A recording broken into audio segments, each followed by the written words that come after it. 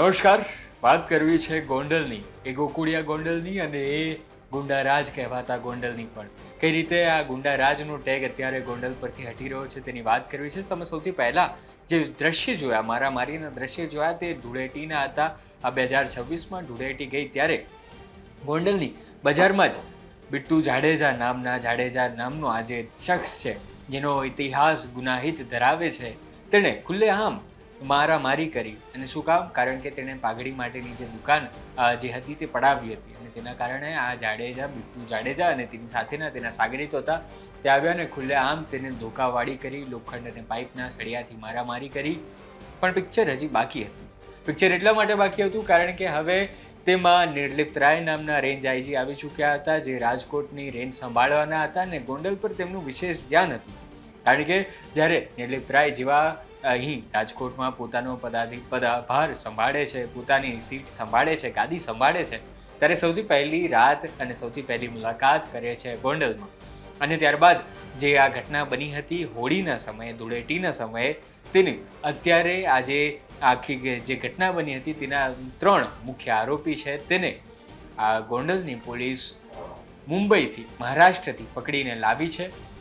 અને ભલે એવું કહેવાતું હોય કે ભાઈ તમારે વરઘોડો નથી કાઢવાનો, પણ તમે જે શરૂઆતમાં દ્રશ્યો જોયા તે ભયાનક લાગતા દ્રશ્યોમાં આ જે ગુંડાઓ હતા તેની સાથે પણ આવું થાય તે જરૂરી હતું અને એવું થયું એ ખરા. પણ અહીં રિકન્સ્ટ્રક્શન કરવામાં આવ્યું હતું. આ જે 3 ગુંડાઓ હતા, બિટ્ટુ જાડેજા અને તેની સાથેનો જયરાજસિંહ જાડેજા અને બીજા એક જે 3 વ્યક્તિઓ હતા, તે ત્રણેયનું અત્યારે પોલીસ રિકન્સ્ટ્રક્શન કરી છે, જેના કારણે અત્યારે આખો મામલો ચર્ચામાં છે. ટૂંકમાં હવે આપણે વધારે વિગતમાં જાણીએ કે તેમની સામે કઈ કઈ કલમો હતી અને આ ગુંડારાજને ઉખાડવાનું કામ કઈ રીતે નિર્લિપ્ત રાય અને તેમના જવાનો, બાહુસ જવાનો જે છે તે હવે કરી રહ્યા છે. ને ગોંડલને ફરીથી એકવાર ગોકુળિયું બનાવવાના જે કાર્યક્રમો ચાલી રહ્યા છે તેમાંનો આ એક નાનકડો કાર્યક્રમ હતો. તે એ કે આ બિટ્ટુ જાડેજા જે ઘણી બધી ગુનાહિત ઇતિહાસ ધરાવે છે, તેના ગુનાઓ 2018થી ચાલુ થઈ ગયા છે. આર્મ્સ એક્ટમાં સૌથી પહેલો ગુનો હતો તેની પર, ત્યારબાદ તો આવા કેટલાય ગુનાઓ કર્યા, જેમાં હાફ મર્ડર અને બીજા કેટલાય આવા જમીનો પચાવી પાડવાના અને બધા ગુનાઓ તેણે કર્યા છે. ને તેના કારણે અત્યારે નિર્લિપ્ત રાય અને તેની ટીમે તેની ઉપર સકંજો કસ્યો છે ને 3 મહિનાથી જે ફરાર હતો, 2 મહિનાથી ફરાર હતો, તેને પોલીસે પકડી પાડ્યો છે.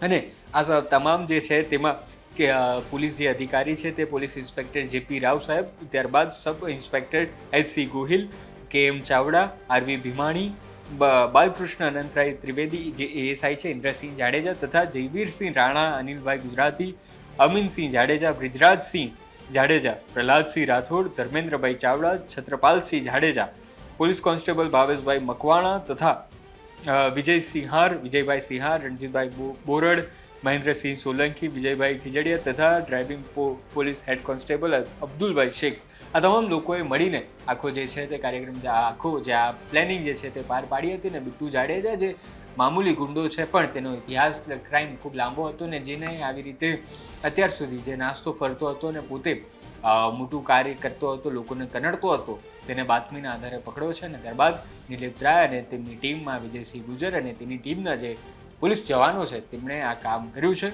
અને આખી માહિતી આપી હતી અમારા રાજકોટના સંવાદદાતા રોનક મજીઠિયા.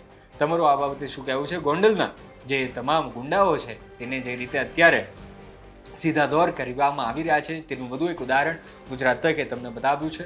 આવી જ માહિતી જોવા માટે જોતા રહો ગુજરાત તકને. હું છું કૃણાલ, મને રજા આપો. ધન્યવાદ.